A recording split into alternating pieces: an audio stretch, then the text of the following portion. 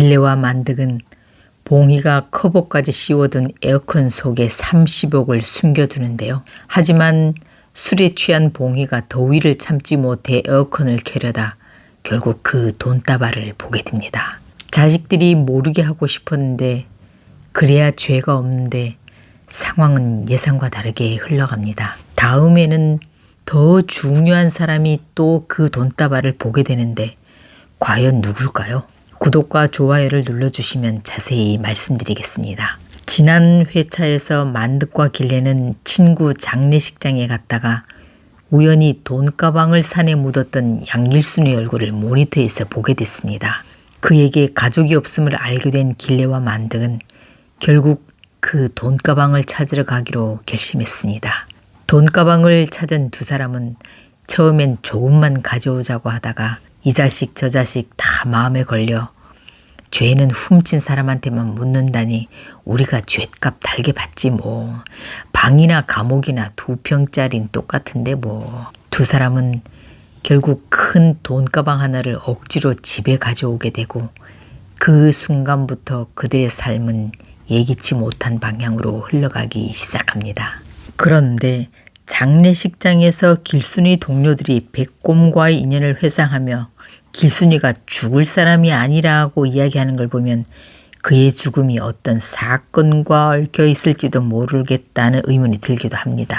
집에 돌아온 만득과 길레는 돈을 숨겨놓을 장소가 마땅치 않아 고민하다 결국 봉희가 커버까지 씌워둔 에어컨을 뜯고 에어컨 빈 공간에 돈을 넣어두게 됩니다. 그 후 두 사람은 그 돈이 들킬까봐 두려워 수시로 죽은 길순의 환시에 시달리고 어떻게 저 돈을 써야 애들이 의심을 안 할까 하며 행복한 걱정으로 희망에 들뜹니다.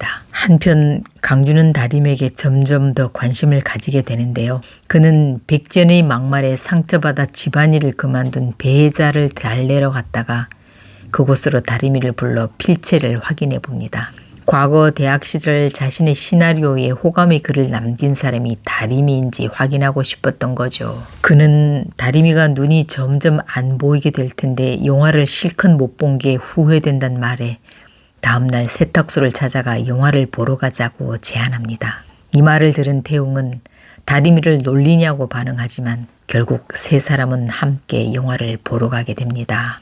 이 과정에서 강주는 태웅이 다림이의 남자친구가 아니란 걸 알게 되고 태웅도 강주가 오다 가다 만난 나쁜 놈이 아닌 다림이의 대학 친구라는 사실을 알게 됐습니다. 한편 복부동산 사장 봉비경은 지승돈 회장의 기부 소식을 뉴스로 보다 마침 집에 왔던 태웅을 보며 지 회장 옆에선 아들보다 어떻게 네가 더 닮은 것 같아 라고 말하는데요. 이는 태웅이 지승돈의 아들이란 복선을 암시하며 앞으로의 전개에 흥미를 더합니다. 태웅이 지승돈의 옛 여자친구 노예리와의 사이에서 태어난 아이일 수도 있어 보이는데요. 물론 지승돈은 아직 모르는 상태인 듯합니다. 고봉이는 지승돈이 130억 원을 기부했다는 소식에 그를 찾아가 과거 대학 시절 자신이 빌려준 등록금과 이자를 포함해 3억 원을 돌려달라고 요구합니다. 그러자 승돈은 네 결혼식 날 중요한 시험이 있어 떠올리기 싫은 내 여자친구 노예리를 통해 그 돈을 다 계산해 줬다고 냉랭하게 대답합니다. 노예리가 그 돈을 중간에서 꿀꺽한 걸까요? 이 대화로 볼 때 고봉이는 지승돈의 등록금도 내줄 정도로 좋아했는데 아마 지승돈은 노예리라는 다른 여자친구가 있었던 것 같네요. 어쩌면 승돈이 노예리와 헤어진 게 봉희 때문이어서 이렇게 화를 내는 게 아닌가 추측되기도 합니다. 노예리나 봉희가 지승돈에게 어떤 거짓말을 했는지 진짜 궁금해지는 대목입니다. 꿔준 돈 받겠다고 의기양양하게 갔는데 옛날에 다 갚았다고 하니 무안해진 고봉희는 자신의 신세가 처량해 세탁소로 돌아와 혼자 술을 마시고 취기를 빌어 시부모님인 만득과 길레에게 온갖 원망을 퍼붓습니다. 그러다 술기운과 갱년기로 더워진 봉희는 만득과 길레의 말리는 손길을 밀치고 억지로 에어컨을 켜려고 하다 그 속에 숨겨진 돈다발을 발견하게 됩니다. 아마 다음 회 이 돈으로 다림이 수술을 하게 될 듯 보입니다. 한편 영화관을 간 강주, 다림이, 태웅 이 세 사람의 복잡 미묘한 어색한 상황이 비춰지며 이번 화가 끝났습니다. 다음 회차에서는 강주가 엄청난 사고를 치게 되는 것 같은데요.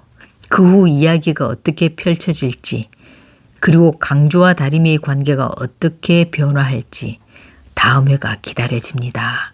다림이가 빨리 눈수술하길 바라신다면 구독, 좋아요로 응원 부탁드립니다.